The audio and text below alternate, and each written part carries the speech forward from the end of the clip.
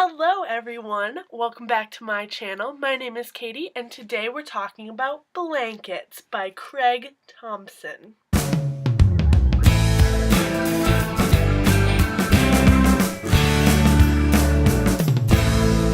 So it's been snowing for like 2 days straight pretty much here in New Hampshire, and I thought, I'd make a ton of videos while I don't have school. They curtailed operations. We have literally 4 feet of snow here.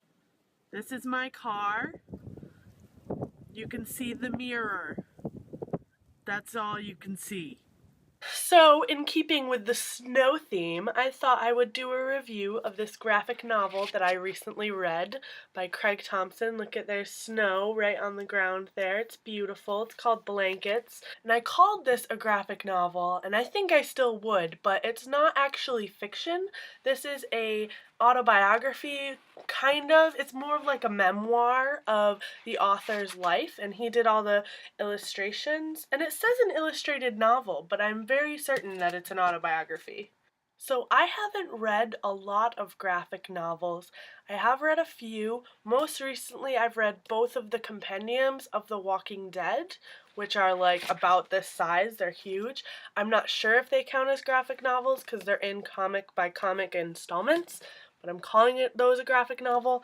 This is my most recent graphic novel, and I really, really liked it, guys. If you are interested in something that will, make you think, it covers a lot of broad themes. It goes really fast. It looks really thick, but it goes really fast, and it's got beautiful art. So if that's something you're interested in, I would definitely recommend it. It's an autobiography, and it's about Craig Thompson's life. He starts off with, his childhood. He's about, I don't know, 3rd grade, I think, when this one starts. And he has a younger brother, and he kind of switches back and forth between his childhood and his teenage years, and then kind of gets into a little bit of his adulthood.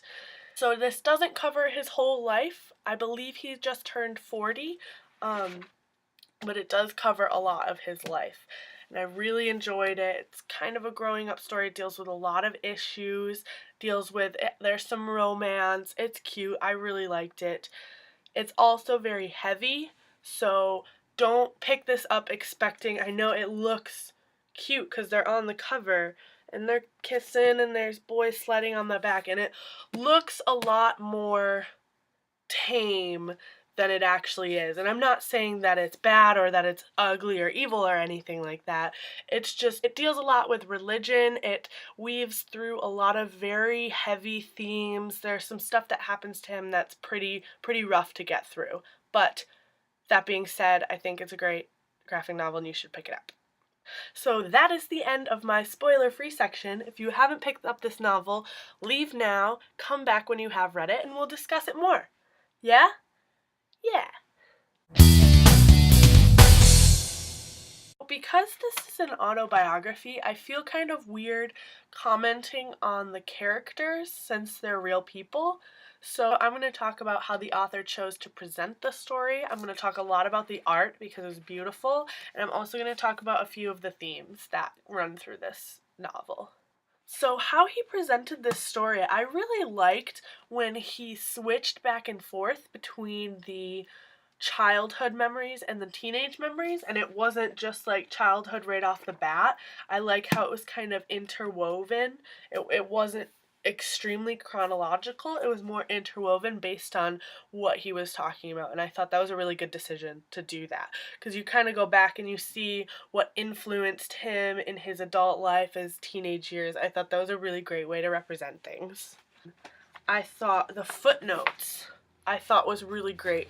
I thought the ending of the middle section was a little rushed, and how he chose to, portray those 2 weeks of his life with this girl, I thought it was a little over the top, but I really enjoyed how he captured kind of that first love and that teenage romance and how you feel. You feel like, it's unstoppable. It was his muse. I thought he captured that very well, but I think that it could have ended with a little more closure.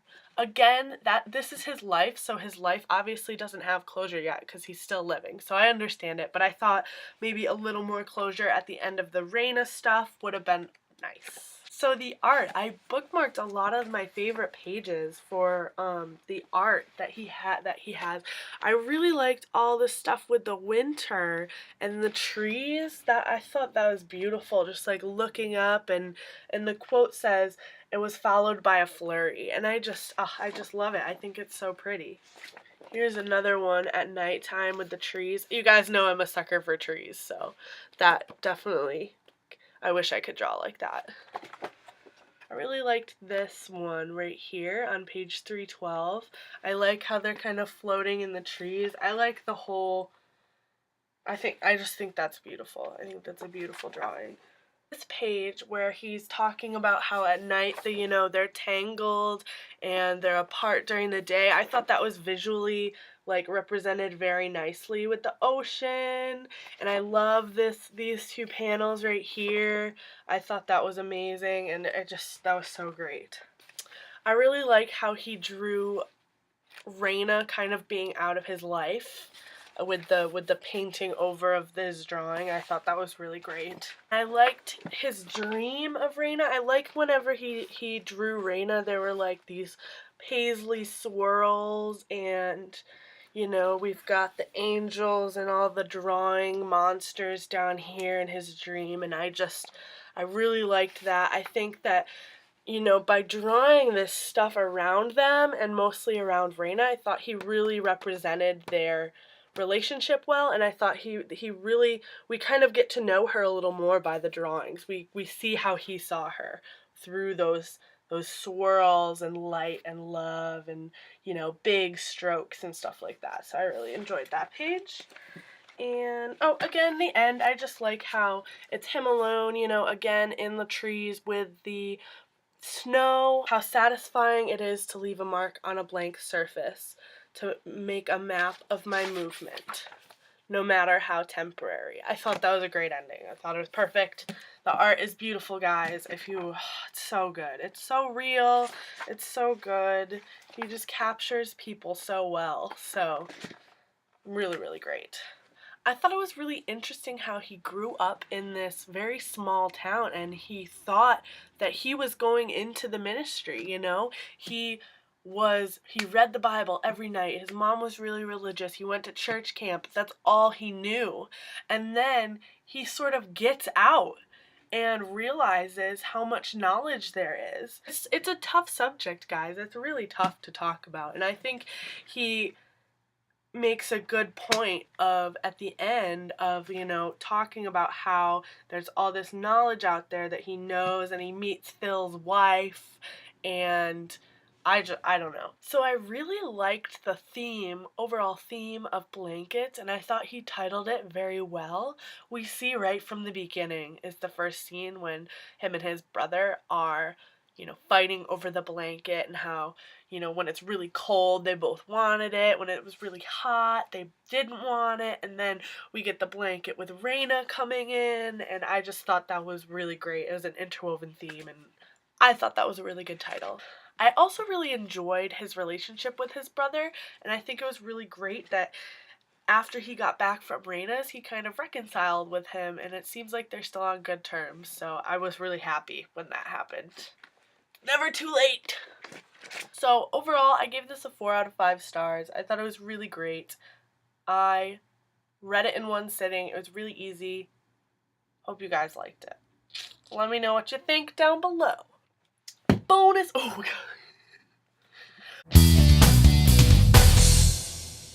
Bonus round. So if you guys have not read Isla and the Happily Ever After by Stephanie Perkins, leave, because there will be Isla spoilers, but I just wanted to talk about it because I saw in Poland Banana's books, one of her book hauls, I'll leave the link down below, she picks up this book because she met Stephanie Perkins, and Stephanie Perkins said that reading this book changed her life and changed her views, changed the way she wrote.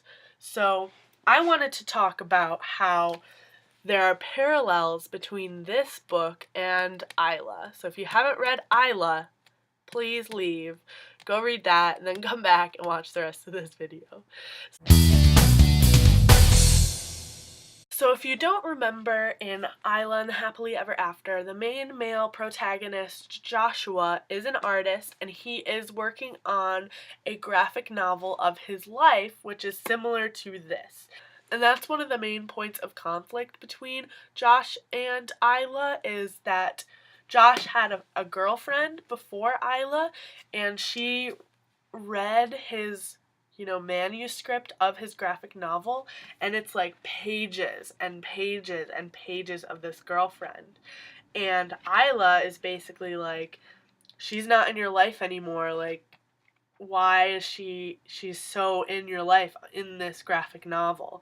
And I distinctly remember Isla getting to this page where Josh had drawn his girlfriend, I cannot remember her name, after he drew a detailed, intimate drawing of them having sex, and then he drew this full 2-page, naked body portrait of Isla with, like, rabbits. It seems very over the top, but it also, to me, it represented how he felt while that was happening. He wasn't editing himself, I guess, while he was going, and that's why it ended up being so crazy over the top. And there was one thing in here, let me see. There are 2 drawings in here that remind me of that. We've got this one where Craig is basically worshiping Raina as an angel, and then this one where he draws her